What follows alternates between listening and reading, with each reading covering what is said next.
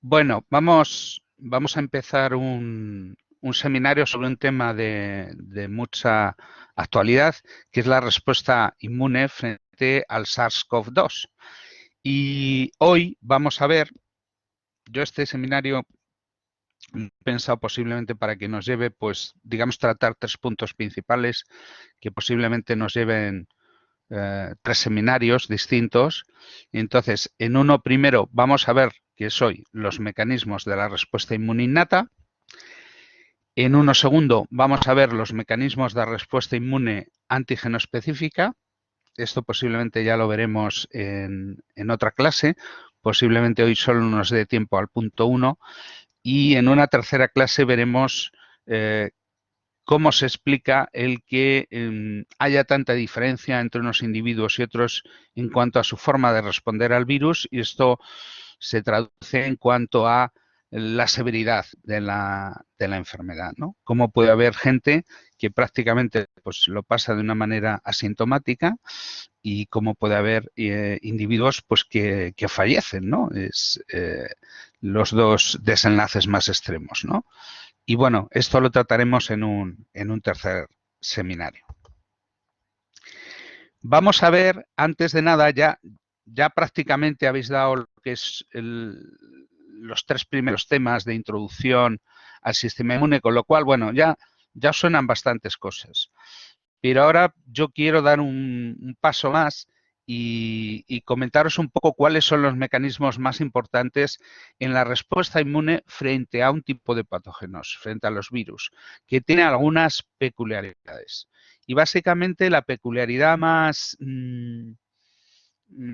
importante de este tipo de respuesta es que sabéis que los virus para multiplicarse necesitan introducirse dentro de células y utilizar la maquinaria de la célula para hacer copias, ¿no?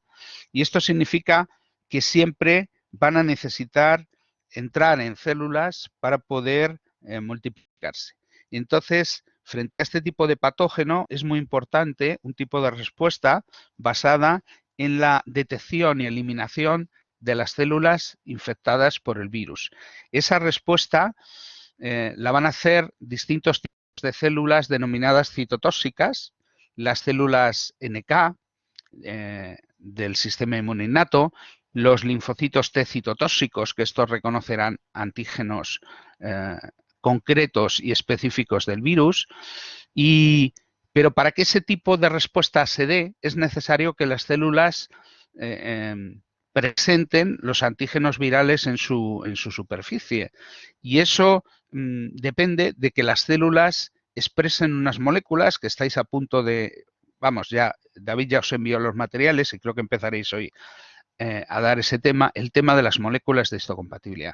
Pero para que las células expresen moléculas de histocompatibilidad, es necesario que reciban, digamos, señales de que hay peligro, de que hay inflamación y de que hay una infección viral. Esa alarma de que hay virus en las células próximas, la van a dar las células infectadas por los virus y la van a dar produciendo un grupo de moléculas que se llaman interferones, que tienen ese nombre porque interfieren con la infección viral. Esos interferones avisan a las células cercanas de una célula infectada pues eso, de que hay virus. Y entonces la respuesta de las células consiste en producir, por ejemplo, enzimas que degradan los ácidos nucleicos de los virus, como RNasas, producir inhibidores de la síntesis proteica, con lo cual los virus no van a poder hacer sus proteínas en las células infectadas a la velocidad habitual, sino más despacio, ¿no? ¿Vale? Este sería la idea principal de la respuesta antiviral. Entonces, lo tenemos aquí, sin embargo, aquí en esta diapositiva lo hemos representado de una manera más complicada. Y, y lo hemos complicado, ¿por qué? Porque hemos diferenciado un poco lo que es la respuesta frente a los virus en los órganos linfoides y la respuesta en los tejidos que se infectan. Es decir, va a haber como dos territorios de respuesta importante. Por un lado, el virus cuando infecta células va de cualquier tipo, va a provocar unas respuestas. Esas células sensores que ácidos nucleicos del virus y su forma de responder es producir interferón de tipo 1, ¿vale? Bueno, y también otro tipo de interferón que se llama interferón tipo 3, pero sobre todo el más importante es el de tipo 1, ¿vale? ¿Y qué va a hacer este interferón? Pues primero va a actuar sobre estas propias células y sobre las células que se encuentran en las proximidades y las va a estimular para que expresen moléculas de histocompatibilidad y presenten antígenos. Y de esta manera los linfocitos NK y las células T citotóxicas pues puedan diferenciar a las células que están infectadas, a las células que están estresadas y las puedan eliminar. Y esto acabe con el virus, ¿vale? Claro, que esto no le conviene al virus que ocurra esto. Entonces, ¿qué hacen los virus? Pues los virus en sus genomas suelen tener proteínas que interfieren con esta arma. ¿Vale? Vamos a ver, en la siguiente diapositiva vamos a ver cómo el virus hace esto. Bien, esto sería como un poco la larva, digamos, imaginaos la alarma de la célula que es atacada, ¿no? Pero por otro lado, hay unas células que están especializadas en dar la alarma, digamos, a un nivel más alto, ¿no? Y esas células van a ser células presentadoras de antígeno, y esto van a ser fundamentalmente las células que presenta con mayor capacidad de presentación antigénica son las células dendríticas y la mayoría de las células dendríticas lo que hacen es capturar antígenos del exterior de la célula y presentarlos en moléculas de histocompatibilidad de clase 1 y de clase 2, ¿vale? Aparte de esto, hay una pequeña población, la población más importante serían las células dendríticas mieloides, de ahí la M, y hay otra población minoritaria que son las células dendríticas plasmacitoides, que no son tan frecuentes en cuanto a cantidad, pero son muy importantes cuando nos defendemos frente a virus, pues son las grandes fábricas del interferón gamma. Es decir, estas células, cada célula dendrítica puede producir cantidades de interferón gamma que pueden equivaler a lo mejor a cientos o miles de células normales infectadas. Es decir, son como fábricas de interferón. Bien, el virus es sus mecanismos de inhibición de la producción de interferón afectan tanto a las células normales infectadas como a las células dendríticas plasmacitoides. Y todo esto lo que hace es que, digamos, silencia la alarma que dan estas células, ¿no? En una respuesta normal, lo que ocurriría es que estas células plasmacitoides producirían muchísimo interferón, eso aumentaría, estimularía la polarización de las células T hacia una respuesta antiviral, los linfocitos T proliferarían, se polarizarían y, como hemos dicho antes, la respuesta antiviral es una respuesta contra las células infectadas, fundamentalmente, y por tanto es muy importante que se produzca una respuesta de linfocitos TCD8, ¿vale? Por otro lado, en los tejidos infectados también hay otros procesos que se llaman de activación endotelial, que son muy importantes para que estos clones de linfocitos T efectores, CD4 y CD8, pues puedan acceder a los tejidos donde están las células infectadas. Es decir, los clones de linfocitos T se originarían en los órganos linfoides y luego, gracias a la activación del endotelio de los vasos infectados, estas células, digamos, accederían a los territorios donde hay células infectadas, ¿vale? Estas células estos linfocitos T efectores, pues eliminan a las células infectadas, también llegan anticuerpos producidos por las células B, con lo cual pueden atacar al virus, digamos, en su fase extracelular y finalmente, a partir de estos clones de células T y B, el puntero, T y B, se van a generar células B y T memoria que van a ser capaces de recordar y de protegernos frente a infecciones posteriores. ¿Qué es lo que aporta aquí la vacuna? Bueno, pues lo que nos va a aportar es una estimulación con los antígenos del virus, pero sin inhibir el sistema del interferón, con lo cual esas vacunas nos van a inducir una respuesta de células C y de anticuerpos específicos del virus. Bueno, tenía una segunda diapositiva aquí en la que, bueno, digamos, contaba qué es lo que falla en esa respuesta antiviral frente al SARS-CoV, aunque algunas cosas pues me he anticipado y ya os las he adelantado, pero bueno, las vamos a volver a comentar. En este caso, el SARS-CoV-2, sabéis que tiene, bueno, que suele infectar vías respiratorias altas, cavidad nasofaringea, ahí suele empezar, ¿vale? Y bueno, y ahí se inicia una respuesta. También conocemos una peculiaridad y es que el virus utiliza un receptor que es la molécula AC2 y esta molécula, las células que expresen esa molécula pues sean susceptibles a la infección viral.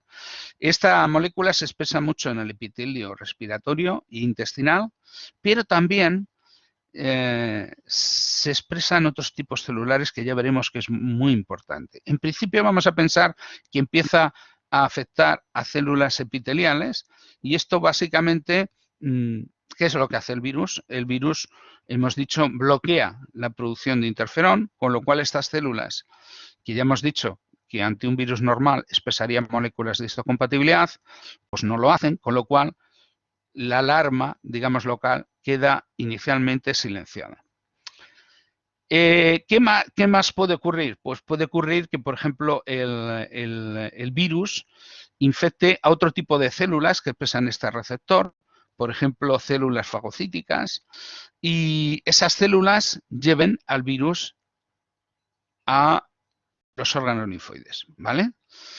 Claro, ¿qué más cosas pueden ocurrir? También puede ocurrir si no respondemos de una manera eficaz contra el virus, en lugar de la infección quedarse restringida a las vías respiratorias altas, pues se empieza a extender por las células epiteliales y llega al pulmón, a los bronquios, llega al endotelio de los vasos. Las células endoteliales vasculares también expresan el receptor AC2 y, bueno, de esa manera, pues el virus, digamos, la infección se extiende y puede acabar afectando al pulmón, a los vasos. Una vez que afecta a las células endoteliales, puede desde ahí el virus, las células endoteliales producen virus que pasa a la sangre y esa sangre, pues sabemos que va al bazo, ¿no? Pues de esa manera, pues podríamos llegar a otros tejidos, ¿no? Bien, ¿qué más pasa? También se produce una respuesta. Como esta primera respuesta, digamos, a nivel de las células infectadas, pues en principio no es suficiente para contener al virus, pues el virus llega a los órganos linfoides. Aquí vamos a diferenciar, digamos, dos tipos. Uno sería el tejido linfoide bronquial o asociado a los bronquios, y luego también hay unos ganglios de localización torácica, que, bueno, también recogen linfa y recogen antígenos procedentes de los pulmones, ¿vale? Ahí va a haber unas células presentadoras de antígeno profesionales y normalmente hemos dicho que era importante que las células dendríticas plasmacitoides produjeran interferón. Claro, si el virus tiene unos mecanismos que son eficaces para evitar que las células den la señal de alarma, pues, digamos, no se van a expresar moléculas de histocompatibilidad, no se va a inducir una respuesta antiviral. Ahora, claro, el virus aquí hace lo que puede. Tener en cuenta que el virus empieza infectando unas pocas células, pero puede acabar infectando cientos, miles de millones de células. Entonces, no es lo mismo silenciar a una célula que tener éxito silenciando a todas las células. ¿Qué es lo que suele ocurrir? Pues que realmente el virus, pues por ejemplo, es capaz de silenciar a las células normales infectadas, después es capaz de silenciar la alarma por las células plasmacitoides y esto permite que el virus, su cantidad vaya aumentando, pero al final el sistema inmune, pues digamos, se acaba dando cuenta, pero ya cuando hay una cantidad de carga viral tremenda, ¿no? Muy alta. Y entonces, cuando se produce eso, ¿qué es lo que ocurre? Pues que se produce de pronto una respuesta de alarma, pero ante un estímulo en unas cantidades muy elevadas. Y esto provoca otro tipo de respuesta, más que la típica respuesta antiviral, provoca un tipo de respuesta que es más propia de la respuesta que se produce, por ejemplo, frente a las bacterias, y es una respuesta en la que se activa el inflamasoma, que ya veremos que es un conjunto de moléculas que lo que hacen es producir formas activas de interleucina 1 beta e interleucina 18, y esto desencadena lo que se llama una respuesta inflamatoria. Si el estímulo es muy grande, eso va a producir una hiperrespuesta, ¿vale? ¿Esto qué efecto va a tener? Pues esto va a tener un efecto de, en los tejidos inflamados, producir lo que se llama la activación endotelial, que básicamente consiste en que el endotelio pasa a expresar moléculas de adhesión que atraen a los leucocitos y provocan la extravasación y la acumulación en el tejido infectado de células tipo monocitos, macrófagos, neutrófilos, que lo que van a hacer es producir más mediadores proinflamatorios. Esto va a producir esa hiperrespuesta inflamatoria. También se va a producir extravasación de linfocitos CD4 y CD8 y esto va a provocar linfopenia, es decir, que no queden linfocitos en la sangre, ¿vale? Toda esta respuesta que, digamos, se ha retrasado anormalmente, pues lo que va a provocar es un retraso en la producción de anticuerpos que nos podrían defender frente al virus, un retraso en la formación de células de memoria, y esto hace pues que realmente pues el virus pues tenga más tiempo para seguir creciendo, ¿vale?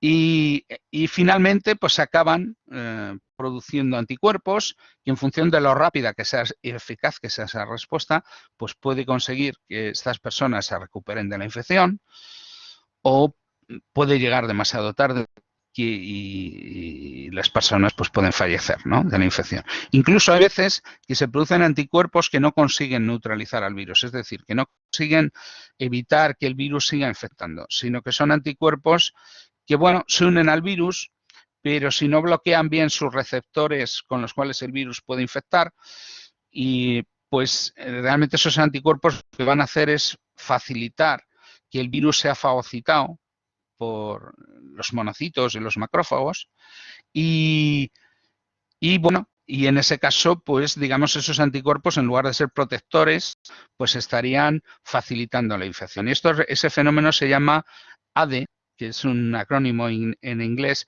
que es Antibody Dependent Enhancement, ¿no? Potenciación de la infección dependiente de anticuerpos. ¿Cuál es la solución a todos estos problemas? El problema es que la solución tiene que ser administrada antes, la vacuna, ¿no? Que realmente lo que va a permitir es estimular con los antígenos del SAR, pero sin inhibir la respuesta del interferón, con lo cual se puede producir una respuesta inmune eficaz. Bueno, vamos a ver finalmente un aspecto muy genérico, un poquito como una introducción a lo que os había comentado de la heterogeneidad en el curso de la infección por el SARS. Y decíamos que el resultado de la infección puede ser muy variado. Más o menos, esto es en general. Prácticamente la tercera parte de los individuos presentan una infección asintomática. Esto depende mucho de las edades. Por ejemplo, los niños y los adolescentes, muchos tienen infección asintomática. De hecho, al principio se pensaba que prácticamente no les afectaba cuando no se hacían test, porque no daban síntomas, ¿no? En la mitad de los individuos a los que infecta el virus produce una afectación leve que, bueno, pues puede dar una cierta sintomatología, pero que no requiere una hospitalización. Sin embargo, en una parte, digamos, afortunadamente más pequeña de los pacientes, pues como 1 de cada 20, como un 5%, produce una afectación, digamos, más moderada, que requiere hospitalización, aunque no requiera, digamos, una ventilación mecánica, un ingreso en la UCI. Y más o menos 1 de cada 100 personas infectadas pues presenta una afectación más severa o crítica que requiere el ingreso en UCI, incluso ventilación mecánica. Ese curso, digamos, malo, severo, se asocia a varios factores. Por ejemplo, la edad avanzada, factores de comorbilidad como la diabetes, la enfermedad coronaria, la enfermedad renal crónica, que aumentan esa probabilidad de fallecer, ¿no?, de la infección. Se ha estudiado pues una serie de factores que se asocian a esta evolución severa, y se ha visto que principalmente ocurre en personas de sexo masculino, edad avanzada, con hiperglucemia, con déficit de vitamina D. Por eso es muy importante el suplementar vitamina D, y el sobrepeso, la obesidad, ¿vale? Y también se han encontrado, de esto hay un montón de estudios ahora, pues diversos marcadores, como por ejemplo la interleucina 18, otras que decíamos que era una de las producidas en el inflamasoma, otras... bueno, pero ¿por qué dices en invierno? Ah, por la vitamina D, por el sol, sí. Y posiblemente también por eso en países donde hay mucha insolación y por supuesto, como comentas, en verano, cuando el sol que llega es más fuerte y llevamos menos ropa, salimos más a que nos dé el sol en la calle, pues en esos momentos está, digamos, la inmunidad natural es más fuerte, ¿vale? Han visto, con respecto a la vitamina D, ya lo veremos en la tercera parte, pero se ha visto que la suplementación con vitamina D reduce el riesgo de acabar ingresado en la UCI y de fallecer prácticamente a la mitad de las personas que no se les suplementa vitamina D. Y bueno, decía, biomarcadores, citocinas proinflamatorias, también cifras de células en sangre. Por ejemplo, se ha visto que los linfocitos bajan y los neutrófilos aumentan en sangre, y entonces esto, si lo hacemos un cociente, ¿no?, pues este cociente neutrófilo partido de linfocitos pues va a aumentar en los pacientes en los que se produzca linfopenia, y bueno, y nos va a indicar que tienen más riesgo. También los niveles de calcifediol, que es la vitamina D en su forma, digamos, ya activa, y también se ha visto que los niveles de glucosa en sangre en el ingreso en la UCI, pues también marcan muy bien a los pacientes que tienen más riesgo de fallecer. También, por ejemplo, los niveles de dímero D, es decir, que mide más o menos la iniciación de la coagulación, ¿no?, a nivel de vasos sanguíneos. ¿Y por qué? ¿Por qué hay tanta heterogeneidad? Bueno, nosotros en este seminario lo que vamos a intentar es que comprendáis qué tiene que ver esa heterogeneidad con las respuestas inmunes de los pacientes frente al virus. O sea, nosotros vamos a defender aquí una hipótesis, es que la heterogeneidad en la evolución de los pacientes se debe a la heterogeneidad en la respuesta inmune. Es decir, distintos individuos responden de distinta manera al virus. Y bueno, lo voy a explicar ahora mismo de una manera así un poco general, luego ya iremos viendo, introduciéndonos en, digamos, en aspectos más concretos. Bueno, vamos a ver esa heterogeneidad. Decíamos que hay individuos que responden bien y confinan al virus en la nasofaringe. Esto pues puede hacer que estas personas incluso pasen la infección de una manera asintomática, ¿vale?, o con pocos síntomas. En estos individuos se pueden evidenciar porque en un momento tienen PCR positiva y luego rápidamente negativizan, ¿no?, y con poca sintomatología o ninguna. En otros individuos son capaces de confinar al virus, es decir, la respuesta evita que el virus se extienda a los pulmones o se extienda a la sangre, a otros tejidos, pero, sin embargo, tardan en lograr, digamos, erradicar al virus de la nasofaringe. En estos individuos el virus lo que consigue es tener más tiempo desde donde puede para poder infectar a otros individuos, ¿vale? Y por eso es importante el tema de las mascarillas y digamos, las medidas de distanciamiento, ¿no? Otras personas a lo mejor no son capaces de confinar inicialmente al virus, es decir, el virus empieza a producir, por ejemplo, inflamación pulmonar y estas personas pues empiezan a respirar con dificultad, tienen fiebre. Esto indica que ya pues hay digamos una infección que no es solo local, sino que se ha extendido. Pero bastantes de estas personas, la inmensa mayoría, más del 90%, responden en unos días y desaparecen los síntomas y no requieren, pues eso, el ingreso en hospital o en UCI. Sin embargo, hay otros individuos que no responden eficazmente y en estos individuos el virus infecta los epitelios pulmonares. En estas personas es en las que se desarrollaría esa neumonía bilateral que es típica de esta infección. Esas personas pues son las que van a ser hospitalizadas. Se ha asociado esa neumonía, produce una respuesta inflamatoria, que como es muy intensa, pues se llama hiperrespuesta. Eso lo que conduce es a un reclutamiento, es decir, una extravasación masiva de leucocitos al parénquima pulmonar, que sabéis que básicamente es un tejido que lo que tiene que hacer es facilitar el intercambio de los gases entre los alveolos y los capilares sanguíneos.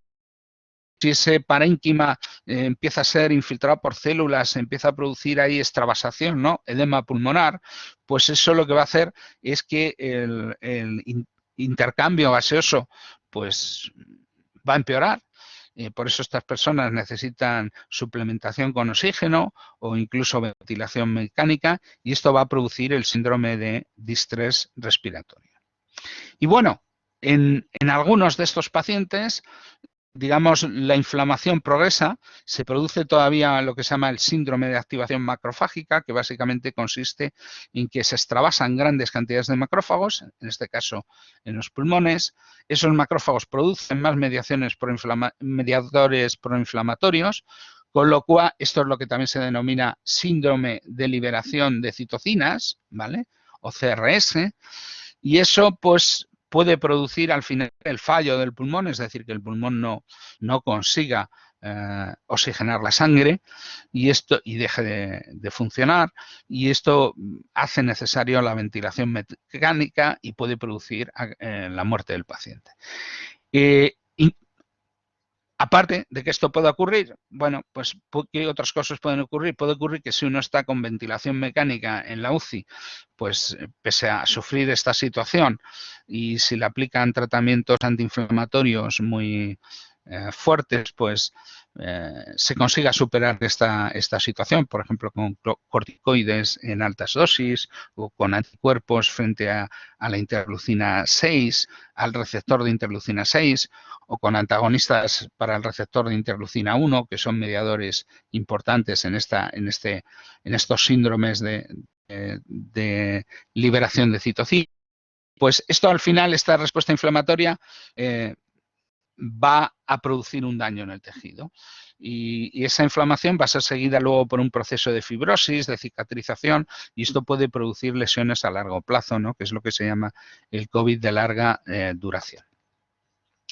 Y bueno, vamos a ver los mecanismos ahora ya, después de esta media hora que hemos visto de generalidades, vamos a ver lo que serían los mecanismos de respuesta inmune innata.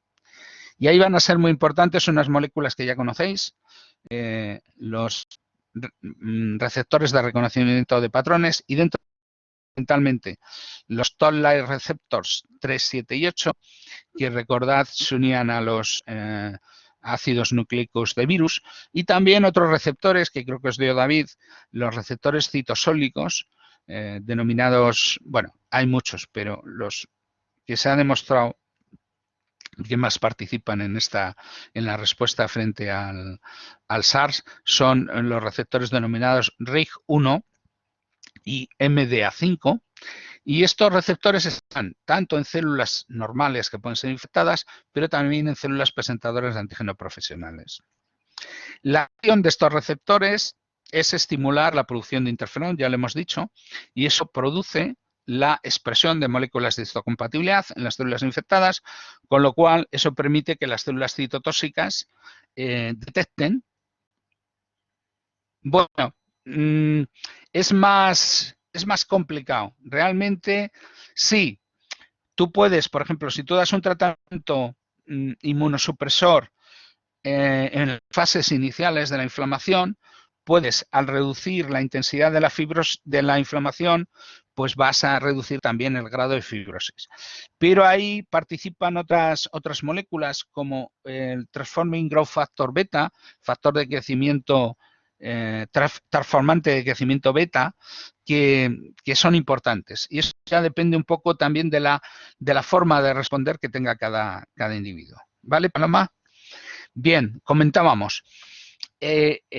Habíamos dicho que el virus tenía mecanismos para interferir este sistema digamos, normal de defensa, ¿no?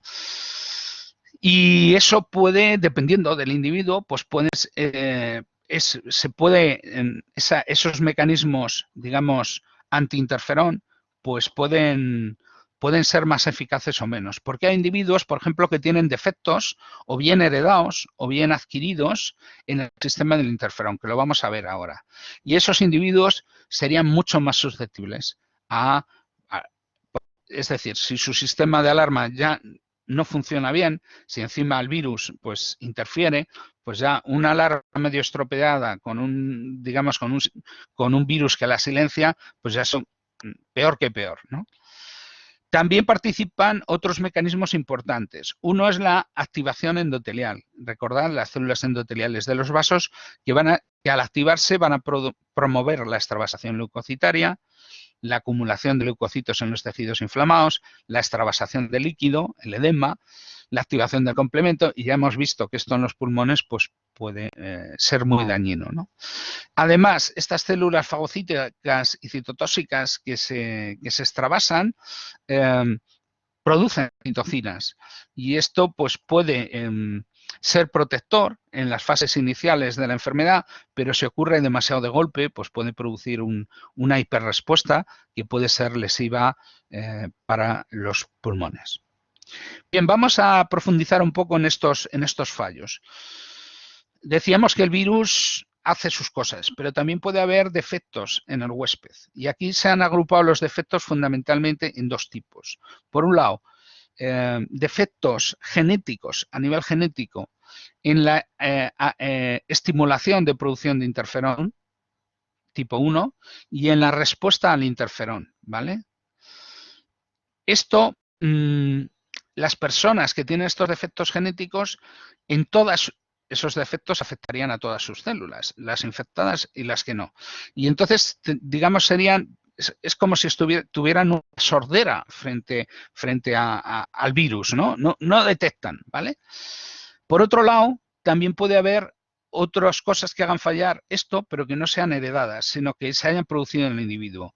Y esto ocurre, por ejemplo, hay individuos que producen, en cierto modo es un fenómeno autoinmune, producen anticuerpos contra el interferón, con lo cual lo neutralizan e impide su acción. Con lo cual estas personas producirían interferón, pero el interferón es neutralizado y no puede actuar. Esto es sobre sus receptores, con lo cual no da la alarma. Esto se ha visto que ocurre sobre todo en personas ancianas y sobre todo en varones, el 90% en varones. Ya veremos por qué, ¿vale?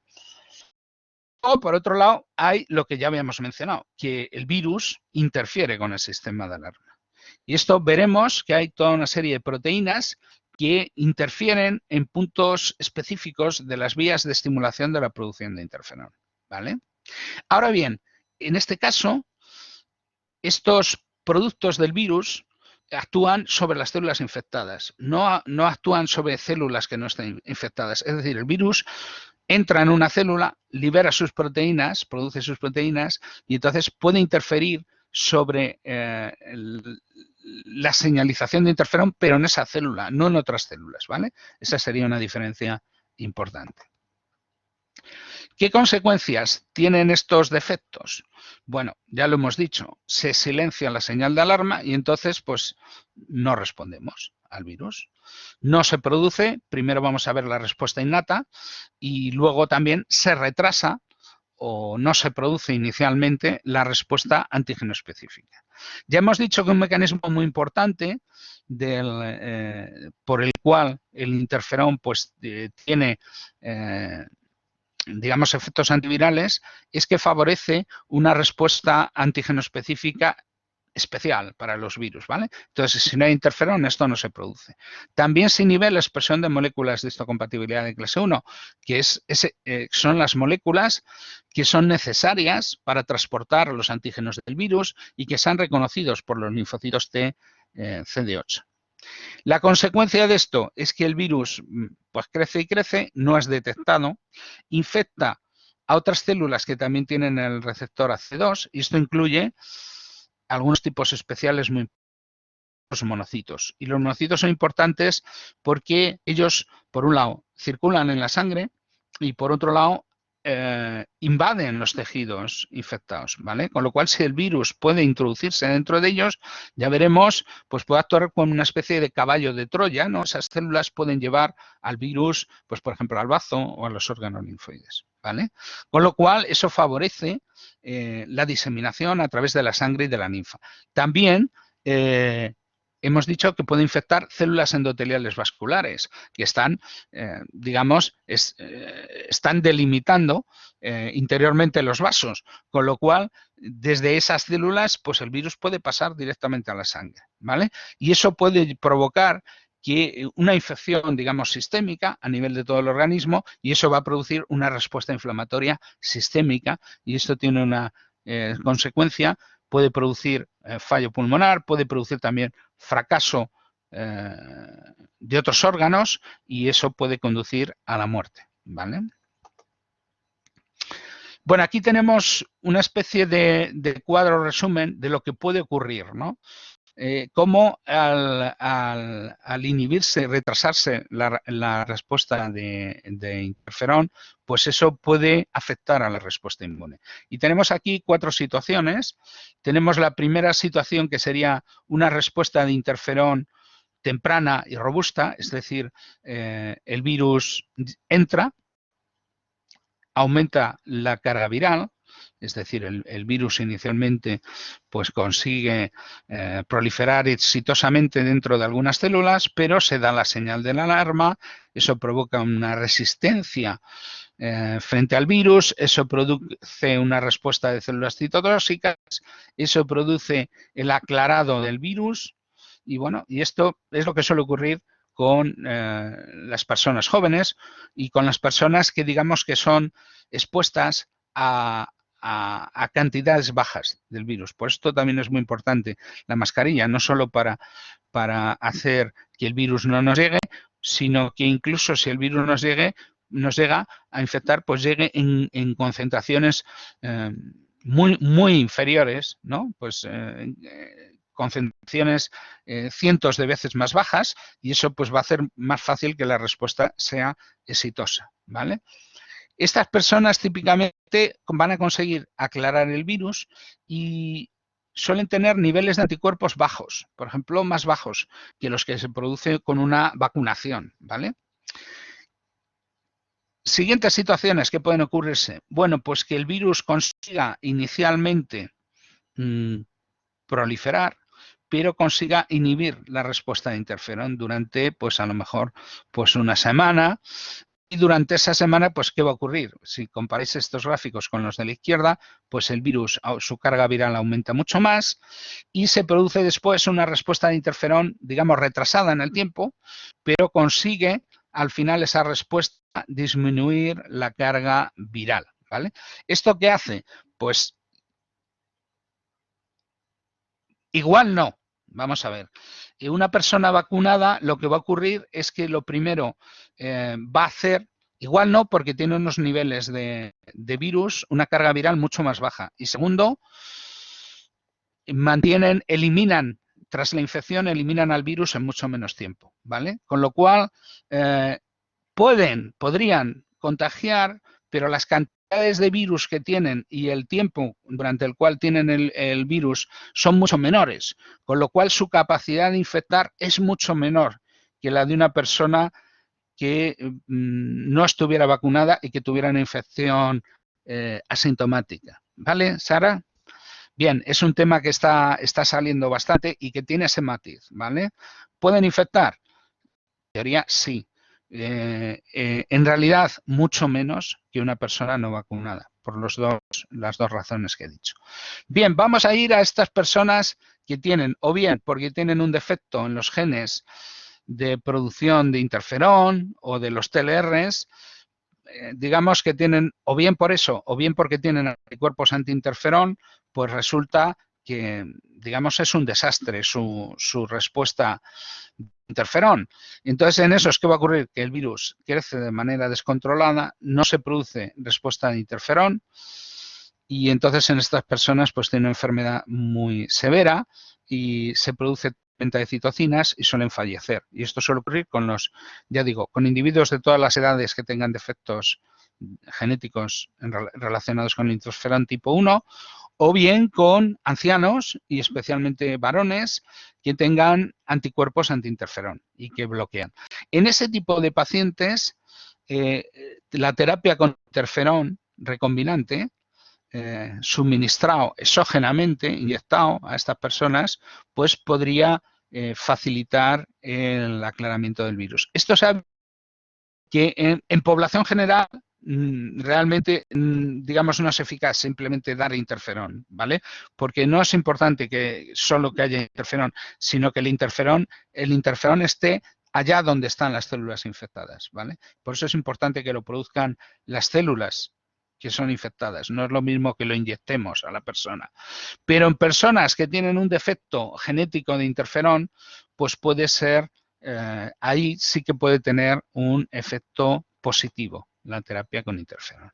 Y bueno, esto es ver un poquito más en detalle dónde, en qué moléculas pueden estar estos defectos que producen el déficit de producción de interferón.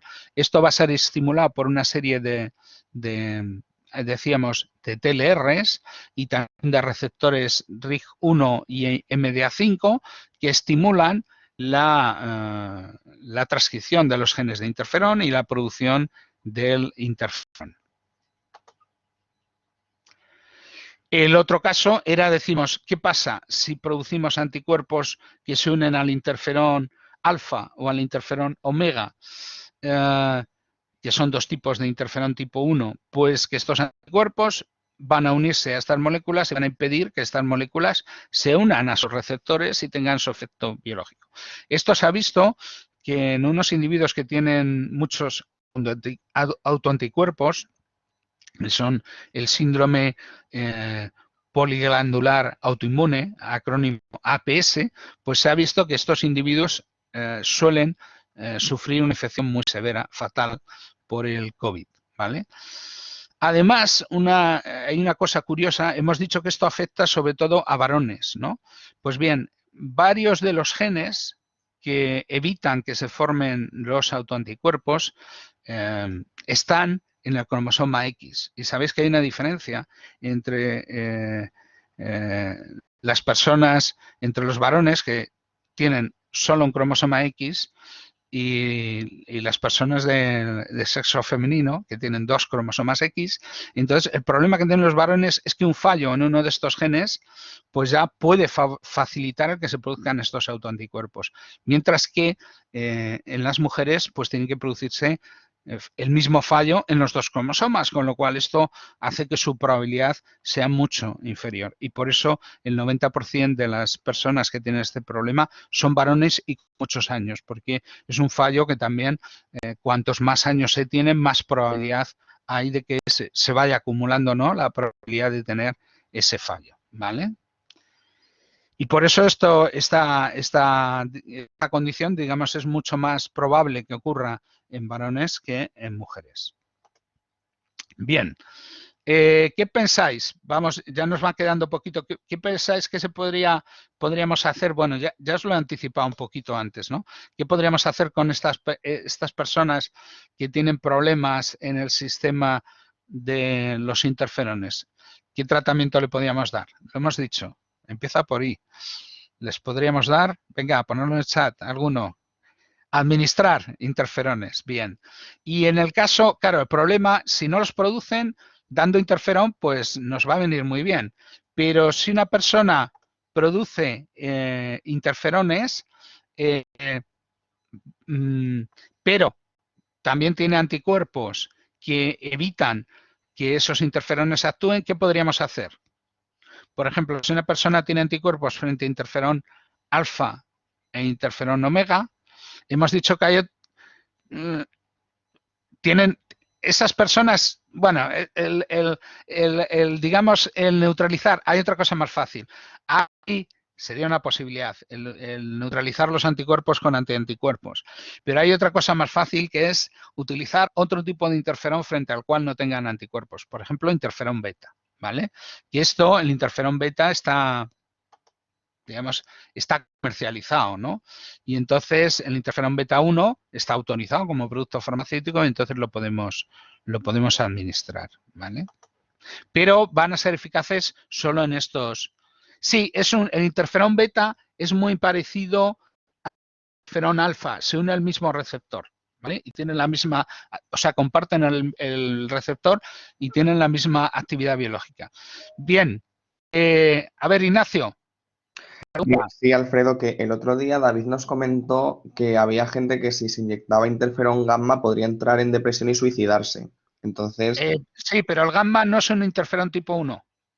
Es interferón de otro tipo que se llama interferón tipo 2, ¿vale? Es decir, por eso hemos hablado de interferón alfa, beta y omega, ¿vale? El gamma es de otro, el gamma lo veremos cuando demos las respuestas de tipo T-helper1. Ok, bien, entonces, simplemente esta imagen que os quería mostrar, quería que vierais, aquí se representa el virus entrando, como es detectado por el TLR8, TLR7, TLR3, y fijaros cómo esto inicia una vía de transducción que estimula, por un lado, el nuclear factor kappa beta y otra vía que se llama IRF3, ¿vale? Pues bien, fijaros, estas cosas que están subrayadas en rojo son distintas proteínas del SARS-CoV, ¿vale? Es decir, ¿ves? Proteína M, proteína N, que interfieren en estas rutas que transducen señal y estimulan la producción del interferón. Incluso la ruta dependiente de otros receptores como RIG1 y MDA5, ves que también estimula el IRF3 y bueno, y tienen esas proteínas que los inhiben. Veis que aquí tenemos otras proteínas, NSP3, ORF3B, ORF6, que bloquean esas rutas. Incluso, una vez, vamos a suponer que alguna célula, por ejemplo, empieza a producir interferón, no todas han sido silenciadas eficazmente por el virus. Ese interferón que podría tener efectos sobre sus receptores, pues, ¿qué puede ocurrir? Pues que en las células en las que haya infectado el virus, pues va a haber unas proteínas NSP1 o RF6, no hace falta que os aprendáis los nombres de estas proteínas, simplemente que sepáis que las hay, ¿vale? Y que van a inhibir la señalización de estos receptores, con lo cual pues no se va a producir la respuesta al interferón, aunque se haya producido interferón, ¿vale? Y como curiosidad os comentaré, IRF significa interferón releasing factor, factores liberadores de interferón, ¿vale? Esto se ha visto que no solo lo hace el SARS-CoV-2, sino que se ha visto que el SARS-CoV-1, que ya pasó hace una serie de años, y el MERS, ¿no? Que son otros virus que producen síndromes respiratorios, también bloquean la transducción de señal de estos receptores para ácidos nucleicos virales. Y de esta manera, pues lo que ocurre es que no se producen interferones, entonces no se produce una respuesta eficaz frente a estos virus. Y ya hemos comentado antes que uno de los efectos, podríamos diferenciar dos efectos importantes que tiene el defecto de producción de interferón. Por un lado, las células no producen RNasas, no se inhibe la síntesis de proteínas, con lo cual la autodefensa de la célula contra el virus deja de funcionar. Pero en segundo lugar, no se expresan moléculas de histocompatibilidad, con lo cual esto evita que las células CD8 citotóxicas puedan detectar a las células infectadas y eliminarlas. Con lo cual esto lo que el virus pueda ir infectando, proliferando dentro de las células e infectando a otras células próximas, ¿vale? Y esto permite que a partir de las células epiteliales pues se vayan diseminando en células epiteliales, por ejemplo, de los pulmones, en el endotelio, en la sangre, en células fagocíticas, ¿vale? Y todo esto al final lo que va a producir es la activación de esto sería el complejo enzimático del inflamasoma, y lo que va a hacer es producir interleucina 1, beta e interleucina 18, que van a estimular la producción de otras citocinas, y esto es lo que se llama la tormenta de citocinas, y esto, por ejemplo, se ha visto en modelos animales, se ha visto que cuando se produce la activación del inflamasoma, pues esto produce la muerte de los animales, ¿vale? Esto en varios modelos de infección con virus, por ejemplo, el virus de la gripe. ¿Y qué podríamos hacer para fortalecer la respuesta inmune innata? Bueno, pues por ahora lo que se ha visto que funciona y que es barato es la suplementación con calfediol, ¿no? Y esto se ha visto que en el riesgo en el momento del ingreso, el dar una serie de dosis a los pacientes reduce significativamente el riesgo de ingresar en la UCI y morir. Y esto es especialmente importante porque el 80% de los ancianos en residencias pues tienen niveles bajos de calfediol. Aunque ahora mismo, ahora que ya van estando vacunados casi todos los ancianos en residencias, pues esto ya no es un problema tan serio como lo ha sido hasta ahora, ¿no? Pero vamos, no nos vendría mal tener la vitamina D un poquito más alta, ¿vale? ¿Qué podría hacerse para evitar esta respuesta hiperinflamatoria? Pues tratamientos antiinflamatorios potentes como glucocorticoides en altas dosis, el tocilizumab, el anticuerpo contra el receptor de interleucina 6, y también el anakinra, el antagonista del receptor de la interleucina 1. Y bueno, otros componentes que participan en la respuesta innata, pues serían el endotelio, que hemos dicho que puede ser infectado por las células, por el virus, y estas células infectadas pues pueden transmitir, propagar el virus a la sangre. También el endotelio, al activarse, va a ser el inicio de la reacción inflamatoria. Eso va a producir extravasación de complemento, que puede a su vez ser un estímulo amplificador de la inflamación. También las células fagocíticas que infiltren estos tejidos inflamados pulmonares, pues por ejemplo los macrófagos, los monocitos, las células dendríticas, los neutrófilos, pues también van a poder producir mediadores proinflamatorios y producir esta respuesta inflamatoria. Y finalmente las células citotóxicas naturales, que también son otras células que normalmente eliminan células infectadas, pero que son estimuladas por el interferón, ¿vale? Cuando el interferón es bloqueado, las células NK, pues su capacidad de eliminar células infectadas por virus disminuye. Y esto, pues al final, a lo que nos lleva es este endotelio activado va a producir extravasación de líquido, complemento, células que producen mediadores inflamatorios. Aparte, el endotelio se puede infectar. Esto produce un efecto también que es, cuando las células endoteliales se mueren, se produce una descamación endotelial, ¿vale? Y esto va a exponer la membrana basal del vaso, y eso provoca una cosa muy importante, que es que provoca la coagulación. Sabéis que en estos pacientes pues, se produce activación plaquetaria, se produce trombosis, esto produce embolias pulmonares que luego pueden ir a otros tejidos y pueden provocar accidentes cerebrovasculares, infartos de miocardio. Y esto pues al final pues, es lo que produce fallo en distintos órganos y son distintos mecanismos por los cuales esta infección pues, puede producir la muerte. Y bien, son las 9:59 y esta es la última. Ya lo había comentado, pero las células fagocíticas, los monocitos, ellos expresan AC2 y pueden infectarse porque pueden llevar el virus a los ganglios la enfermedad se puede diseminar. Y se ha visto en necropsias de pacientes que habían fallecido con esta infección, pues se ha visto que la infección de macrófagos residentes, que se reconocen porque expresan un antígeno denominado CD169, residentes en tejidos, pues se han encontrado estos macrófagos infectados en el bazo y en los ganglios linfáticos de pacientes fallecidos, ¿no? En los que había una infección, digamos, descontrolada por el virus. Y con esto, ahora creo que sí, habríamos acabado la parte de la respuesta innata y en un segundo seminario veremos la parte de respuesta antígeno específica por linfocitos B. ¿Alguna pregunta? Sí, y os subiré también el tema 2. Si no lo puse en Blackboard, os lo subo, ¿vale? Pues nada, que vaya bien. Ya empezó la semana. Hasta luego.